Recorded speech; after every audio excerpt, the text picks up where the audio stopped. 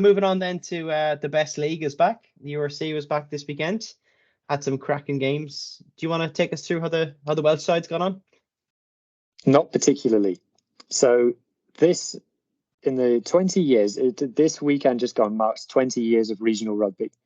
And it is the first time that all 4 regions have lost on the opening day of the league. Not great. So in order from bad to worst, I guess Cardiff was least bad. Cardiff was playing at home to Benetton. Benetton, obviously, everyone's excited about the season. They made a lot of cool signings. They've capitalised on some of the English clubs going under and signed some of those players, like Jacob Umaga now plays for them, which begs the question, are there any English 10s left in England? I can't name any, because Joe Simmons from Exeter is now playing for Provence in the Pro D2, I believe. No, sorry, he's playing for Pau in the top 14. I'll check later. There. He's playing in France. Anyway, so Cardiff were winning the game in the first half. I think they were 19 points to 3 up, close to half-time, if not at half-time. And they went on to lose the game 23-22, which you could see, like, the Cardiff team sheet. For anyone who's not been following the Cardiff story, Cardiff really had significant financial troubles over the summer, and at one point they did not have enough players to form a squad with. They now have enough players to form a squad with, but only just. So there's players playing out of positions, there's academy kids in there, there's signings from other clubs, again English clubs that have gone bust have come over. And you when you saw the bench that they named, you were like, oh, okay, in the second half they're going to struggle. And if you saw the bench from Benetton, it was their Italian internationals, some Argentinians as well in there, and they brought them on in the second half, and it made the difference. So yeah, I don't think, all things considered, losing at home to Benetton for Cardiff isn't so bad when you appreciate where you expect Cardiff to be this season. But then you got the Dragons, who were also playing at home, were also significantly up. I think they were 17 points to 3 up at halftime in their game, or close to halftime in their game, against Edinburgh. Edinburgh, who didn't, I believe, have many of their Scottish internationals back. Ben Healy was back. That's one for the Munster fans. And again, they let it slip. Just poor decision making, poor moments on the pitch. It's funny, because in pre-season, Dragons got a lot of stick because in a pre-season warm-up game against the Ospreys, they kicked for goal to win the game. And of course, it was in pre-season, so everyone was like, what are you doing? And all the Dragons fans were like, well, we're practicing winning games because you don't win games very often. So we're practicing taking the 3. This is what we're going to do in games, and we're going to get some results on the board. And then they came to play against Edinburgh, and they needed to secure the result, and they kicked to the corner and they lost the line-out. So, yeah, it was very Dragonsy. Every Dragons fan and everyone who's ever watched the Dragons has seen that game 1,000 times. Losing a game they should have won, and they were in the lead for. So that was the second least bad. The Ospreys game, I'll save the Ospreys game because you're going to talk about that a bit as well, because it's obviously Connacht, which is your team, which means I get to talk about the Scarlets. Scarlets suffered their record defeat in the URC away at the Bulls. Now, the Bulls, I think, are going to be very, very good this season. They've been very active in the transfer market, and they've played very good rugby anyway. And I think did they get to the final in the first year? Was it them against the Stormers? Yeah, it was them versus the Stormers. Yeah, and they've got Jake White. They've got an excellent coach. Yeah, and they are an excellent team. But the Scarlets came out, and it was like we were unprepared. We were unprepared for the level that the Bulls were going to be at, and it was so disappointing.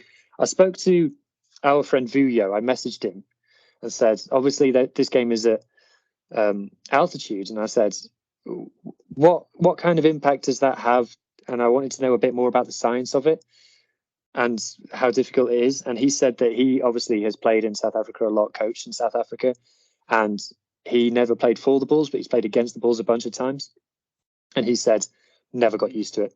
But a South African playing in South Africa never got used to playing at altitude, never managed to get a handle on the difference in the air that you get up there. So that's a mitigation, I suppose, but it's not an excuse for taking 60. it's not an excuse for taking 60. I've got to look up, because I'm doing the Scarlets pod tomorrow. I've got to look up how often we've taken 50 plus points in the last year, because it feels like every other week. I'm sure it's only 5 or 6 times, but even 5 or 6 times is too many. And like I say, the Scarlets had been in training for 13 weeks because this pre-season has been so long because of the delay for the World Cup. And how can you train for 13 weeks and then come out and not anticipate what kind of level you're supposed to be performing at? Because the Bulls looked like it was boys against men. And their speed, their intensity, their reaction time is just so far ahead of ours. And the thing that makes it extra difficult is Scarlets had a good team out.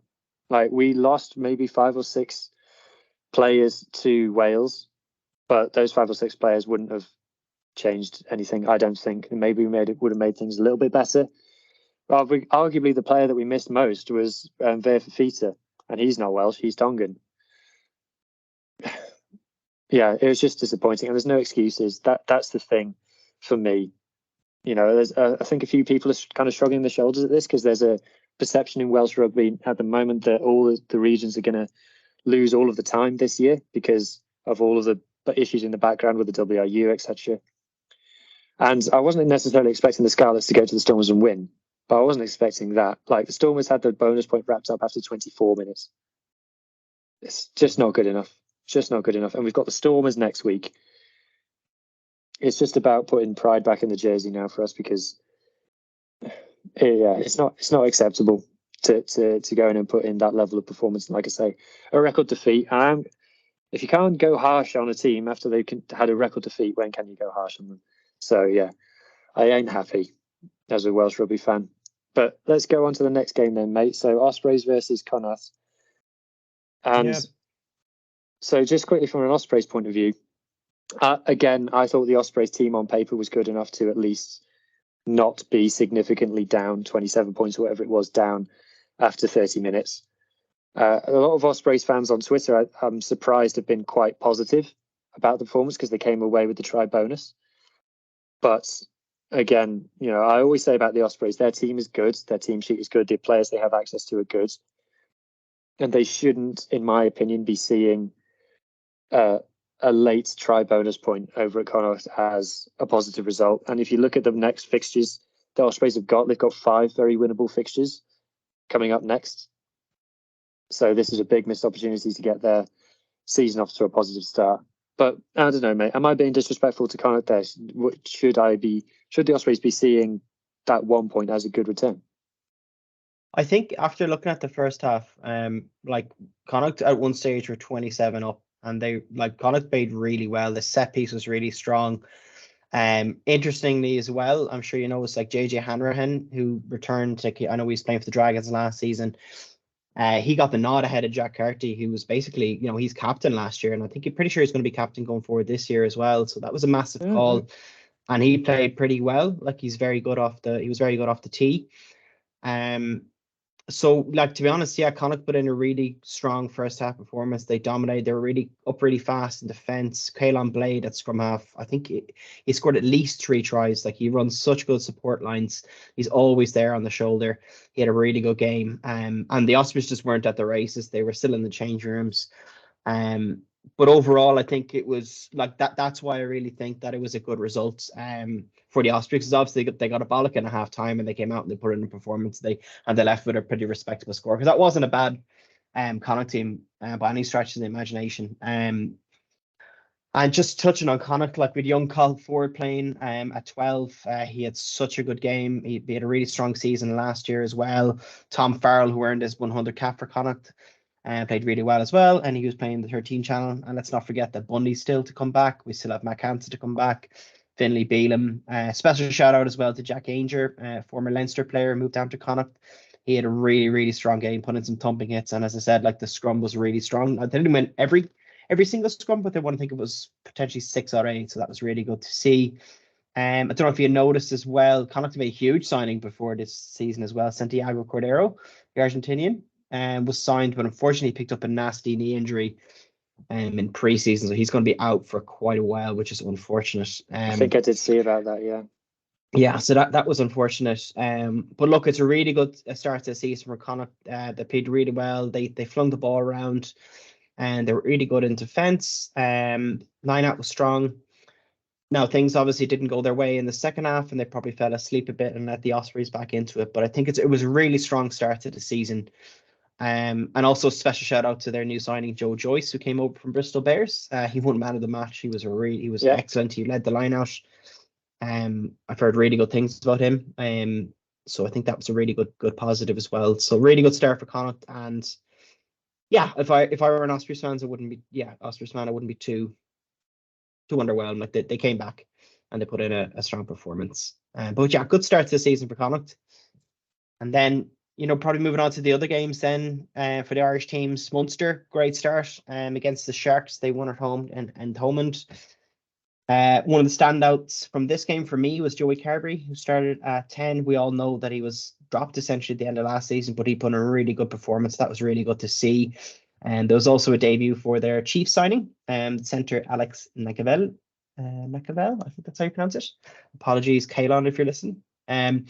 So yeah, a great start to the season for Munster. I really think they're going to build this year. They seem to have a really strong squad. Sharks as well had a pretty good team out. Like we all know how many Springboks they have when they come back. I think they're going to be a different force. They've had a change at the top. But it was still a pretty good Sharks team. When they have their Springboks back, they seem to kind of do worse than when they have their kind of normal team out sometimes. I don't know whether that's a cohesion thing, but I don't. For whatever reason, the Sharks B team is still pretty damn good. Yeah. So I think they'll be good this season. Which a great start for Munster. Leinster, not so good. But let's be honest, it wasn't there. Like it looked like the third team. It wasn't, but yeah, they rested a lot of people, a lot of players. But it was close for most of the game until kind of Glasgow got away with it in the last 20 minutes. But Leinster were thereabouts for certainly the first half anyway. And let's not forget as well, Glasgow were unbeaten in the regular season last season at home. So this shouldn't be too surprising, especially if it wasn't Leinster's first team. And I also think just overall for the URC, this was a good result. Like it'd be so typical, especially we know there are a lot of URC fans or haters out there, I should say, and they'd only love to have seen a Leinster hockey score there against Glasgow. So I think that was good for the league overall. And let's not forget as well, Leinster going through a lot of change. Like Sexton's retired, Lancaster's gone to Racing 92, Nina Barr is coming in. How long is it going to take him to implement his changes and his philosophy and everything? So I think Leinster will be a really interesting case this year. And then finally, Ulster, I don't know if you caught this game, it was a cracking game. They just about beat Zebre. Saw the result. Yeah, in Parma. Zebre were really good for that game. I think there were something like 3 or 4 tries in the first 20 minutes. It was an excellent game. But again, it probably would have been like I was listening to a pod earlier last week, and like people just seemed so dismissive of this game. But you would really question if these people are actually watching URC games year in year or week in week out, because this game was excellent and it was tight. If you're paying attention to the league, you would have known that Zebre have recruited pretty well over the summer, and they have a pretty decent squad this year, so I think they'll do okay. So yeah, that rounds up the results for the Irish teams. Yeah, but, it's an interesting subplot to the Irish provinces this season, isn't it? Because you've got Carberry going well at Munster, and you've also got Jack Crowley there. Then you've got was Prendergast playing for Leinster? He came on, yeah, he did get game time. And then you've got the Burns there, and then whoever you might have at Connacht, maybe JJ Hanrahan isn't necessarily going to be pushing for an island spot, and then obviously the guys at Ulster as well. So there's places in the island team to be won with some of the retirements that you've got. So it's going to be fascinating keeping an eye on, particularly Carberry for me, and seeing if he can get back to where he was, because he was the heir apparent at one point to Sexton, and then obviously really struggled with injuries. So that's something I'm going to be keeping an eye on as a plot for this season. Yeah, and he's still a young player. He's got plenty more to give, so he could absolutely work his way back into form. So I think that's good to see. And it'd be remiss of us as well not to mention Jake Flannery as well up in Ulster, who is a former Ulster player. So hopefully he gets more game time this season as well, and he can really push on. But that's it probably from the Irish games in the URC. Any other standout games for you? I know we're not going to go through all games, we don't have enough time, but Any other game in particular stand out for you? Yeah, I mean, we've covered most of them because between the Irish and the Welsh, we mostly played other people. But the one game that I do want to just give a nod to is Lions versus Stormers.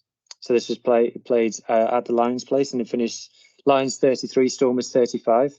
So a hell of an attacking game on show. A few Springboks who didn't go to the World Cup on show. So Janshis was playing for the Stormers, I believe. Blue Cheese as well, who maybe he's not a Springbok, but might be familiar to Scarlets fans, formerly fullback for us.